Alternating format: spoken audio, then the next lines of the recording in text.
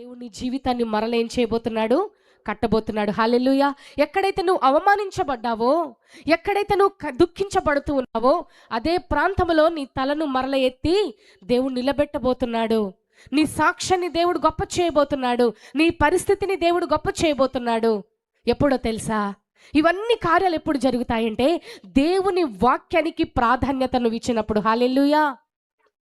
మన జీవితంలో దేవుని వాక్యానికి మనం ప్రాధాన్యత ఇవ్వకుండా అన్ని కార్యాలు జరగాలంటే దేవుడు నో చెప్తాడు. నువ్వు చేసే ప్రార్థనలకు జవాబు వస్తుంది ఖచ్చితంగా. ఎప్పుడో తెలుసా? దేవునికి ఇష్టమైన జీవితం నువ్వు జీవించినప్పుడు. ఇక్కడ మనం చూస్తూ ఉన్నాము, పాడైపోయిన పట్టణములు మరలా కట్టబడును, మీ మీద మనుష్యులను పశువులను విస్తరింపచేసేదను, అవి విస్తరించి అభివృద్ధి నొందును, పూర్వమున్నట్టు మిమ్మును నివాస స్థలముగా చేసి మునుపటి కంటే అధికమైన మేలులు కలుగచేసి.